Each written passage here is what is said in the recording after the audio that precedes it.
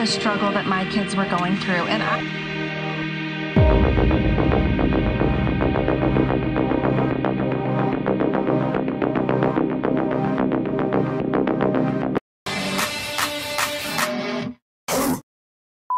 Dans une belle maison aux États-Unis, la fête bat son plein. Champagne, musique, tout le monde est heureux et s'amuse. Pourtant, deux femmes vont arriver devant la maison et insulter la mère de famille qui fait cette fête. Mais que se passe-t-il de louche dans cette maison, car vous allez voir, non seulement c'est ignoble, mais c'est totalement incroyable. Allez, je vous raconte, c'est parti! Nous allons commencer avec Kouri. Kouri, elle a eu une bonne éducation. Elle a suivi des cours de 3e cycle en ressources humaines, service à la personne, et elle a obtenu son baccalauréat. Elle a également occupé des postes à l'hôpital Park Street en tant qu'assistante et au Park City Medical Center en tant que stagiaire dans les services aux patients et aussi dans des cliniques spécialisées. Bon, vous l'aurez compris, Kouri, c'est une dévotion auprès des autres. Elle veut être infirmière, s'occuper des autres, être dans le social et le médical. Oui, car en plus d'être extrêmement gentille, Kouri a le cœur sur la main. Et là, elle va rencontrer Eric, un grand et beau blond. En effet, une amie commune de jeunes gens, Linda King, une amie de la famille, a déclaré qu'elle avait présenté Kouri et Eric il y a des années lorsqu'elle travaillait avec Kouri chez Home Depot. Et là, coup de foudre instantané. Eric, il est fou de la belle Kouri qui a tout pour lui de la femme idéale. Elle est belle, d'allure sportive, elle est dans le médical, elle a le cœur sur la main, elle est très douce. Et dès qu'elle a une minute, elle se montre hyper attentionnée avec lui. Elle écoute tout ce qu'il a à lui dire, ses états d'âme. Si jamais il se fait mal, tout de suite, elle va le soigner. Il a trouvé la femme idéale. Lui, Eric, c'est un Américain, comme je vous l'ai dit, aux yeux bleus et aux cheveux clairs. Il est sportif. Il est né le 13 mai 1982 de Linda, sa mère, et de Gene Richins, son père. Il est l'aîné de 3 enfants, dont 2 sœurs cadettes. Il a grandi dans un ranch de bétail en réparant des clôtures et en transportant du foin pour son père pour se faire de l'argent de poche et connaître rapidement le goût du travail et des responsabilités. Eric, lui, il est naturellement athlétique. Il va participer à des matchs de basketball, à des matchs de football et à des matchs de baseball. Il est aussi maître chasseur car il adore passer du temps dans la nature, écouter les oiseaux et puis cela lui fait une bonne excuse pour passer du temps avec ses amis à cette occasion. Donc Eric et Kouri matchent directement. Un beau garçon, une belle fille, ils vont trop bien ensemble. Ils vont tomber très vite amoureux et vont fonder une famille. De plus, ils ont de l'argent parce que Eric, il est entrepreneur dans le bâtiment et il gagne très bien sa vie. Il forme donc la famille parfaite aux yeux de tous les voisins avec 3 beaux enfants, Carter, Ashton et Weston Richins. Ils ont un projet incroyable d'habiter dans une demeure immense ou de la rénover pour la revendre. Enfin, devrais-je dire que c'est Eric qui va à peu près tout faire, car c'est lui qui va apporter l'argent et qui va s'occuper de la rénovation. L'idée de base, elle vient d'elle, de Kouri. Elle pense que c'est un incroyable investissement. Elle rêve et imagine sa vie dans ce manoir extraordinaire ou encore mieux, la somme d'argent qu'il pourrait avoir en le vendant une fois rénové. Dans les 2 cas, selon elle, c'est gagnant-gagnant. Cela représente pour elle un idéal de vie de princesse qu'elle n'avait jamais osé rêver. Elle est heureuse, elle est fière et s'imagine, comme je vous l'ai dit, soit dedans menant la vie de château ou alors riche grâce à l'argent que les rénovations et la vente de cette maison pourraient lui apporter. Tout va pour le mieux donc dans cette famille. Eric le père, c'est un passionné et il est extrêmement fier de sa famille, de ses 3 enfants. Kouri, elle est extrêmement investie en plus en tant que maman. Mais son mari va refuser de payer le prix élevé pour le projet de cette rénovation de cette maison, de ce manoir. Alors là, les deux vont se disputer effroyablement au sujet de la maison. Selon la rumeur des habitants et des voisins, ce sujet était totalement maudit entre eux. Lui ne voulait pas et il ne l'achèterait pas, il ne céderait pas. C'était son projet à elle, son rêve à elle, et cela tournait à l'obsession. Heureusement, Cory a d'autres passions, elle ne reste pas focus sur sa maison. Elle aime par exemple voyager et écrire. Et oui, car elle écrit dans des carnets, elle écrit des histoires. En effet, comme je vous l'ai dit, Cory a d'autres passions. Elle aime voyager, explorer de nouveaux endroits et elle va écrire tout ce qu'elle voit, ce qu'elle ressent. Ses expériences et son environnement vont l'inciter à prendre la plume pour écrire des récits, dont le projet sera d'en faire son métier et essayer de passer à autre chose. Mais, le 4 mars 2022, Cory va faire la signature des papiers pour l'immense maison Le Manoir, d'une valeur de 2 à 3 millions de dollars. Puis, elle va organiser chez elle une incroyable fête pour célébrer la signature de la maison. Son rêve est devenu réalité. Tout de suite, les invités vont demander à voir Eric et vont s'étonner de ne pas le voir. Où est Eric ?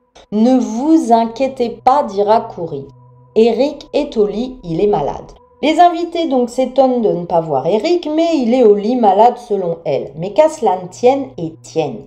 Faisons la fête de l'achat de cette maison. La bamboche bat son plein quand une fois les invités partis, Cory va dormir. Mais vers 3 heures du matin, son fils pleure. Il a fait une terreur nocturne, un cauchemar. Après avoir calmé son fils, elle va s'étonner que cela n'a pas réveillé son mari. Elle va le voir. Cory Richins est tétanisée, son mari ne bouge plus, il est froid. Elle va appeler la police tard dans la nuit, cette nuit noire ce soir-là, en déclarant que son mari Eric Richins était froid au toucher. Elle a dit aux autorités qu'elle avait fait à son mari une boisson à la vodka qu'elle lui a donnée dans son lit pour que lui aussi fasse la fête quelques heures plus tôt, avant de le trouver cette nuit-là, insensible à ses demandes de se réveiller. Puis elle l'a secoué, mais rien, il ne bougeait pas, il est froid. Police et ambulance se retrouvent dépêchés sur place et trouvent une Cory désarmée en pleurs. Son amour, son mari, le père de ses enfants, est mort. Les adjoints du shérif et les médecins d'urgence du comté de Summit ont trouvé M. Eric Richins sur le sol, au pied du lit, selon les documents du tribunal. Ils ont tenté des techniques de réanimation et de sauvetage, mais n'ont pas pu le réanimer. Il est déclaré mort. Plus tard, un médecin légiste découvrira que Eric Richins, 39 ans, est mort d'une surdose de fentanyl. Puis l'enquête va démarrer et la stupeur. Et moi, pas stupeur, je te rappelle de t'abonner si tu ne l'as pas fait, c'est maintenant, car c'est la meilleure chose qui puisse m'aider. Reprenons. Selon les documents judiciaires, entre décembre 2021 et février 2022, Cory Richins avait envoyé un SMS à une personne, un dealer, qui d'ailleurs avait déjà été arrêté pour des accusations de vente de produits illicites. Et dans ces SMS, elle demandait des médicaments contre la douleur, soi-disant pour un homme blessé au dos. Cory Richins a reçu ces fameuses pilules, selon les documents judiciaires, avant de demander quelque chose de plus fort, demandant spécifiquement du fentanyl. 3 jours après que Cory avait obtenu les pilules d'une valeur de 900 $ en février 2022, la police affirme que Cory a donc acheté à peu près 15 à 30 pilules. Elle et son mari ont eu un dîner de Saint-Valentin en 2022, après quoi il est bizarrement tombé malade. Mais ce ne fut pas immédiat et dans cette horreur, Eric a eu le temps de se rendre compte que son état s'aggravait de jour en jour. Son état s'aggravait de jour en jour, il déclinait. Il passait d'un homme fort en pleine santé et plein de vie à un homme diminué, faible, ayant des nausées et la tête qui tourne. Tout ceci était inquiétant et n'avait aucune raison d'être selon lui. D'ailleurs, Eric croyait qu'il avait été empoisonné. Il a dit à un ami proche qu'il pensait que c'était même peut-être sa femme qui essayait de l'empoisonner. Eric avait également des raisons de croire que sa femme avait une liaison tout au long de leur mariage. Elle courait voir ailleurs. D'ailleurs, il en avait parlé à plusieurs personnes de sa famille. Mais malgré ses nombreux soupçons et pour épargner un divorce à leurs 3 enfants, il décide de rester avec Cory. Comme je vous l'ai dit, il décidera d'épargner à leurs 3 enfants de grandir dans une maison brisée par le divorce et il restera avec Cory qui restera une très bonne mère selon lui. Mais les procureurs disent que Kouri a dépensé tellement d'argent sur leur compte bancaire, avec les cartes de crédit, celles de l'entreprise de bâtiment de son mari et même des crédits en ligne, sur une valeur d'ailleurs nette et égale à l'hypothèque de la maison familiale où ils habitent.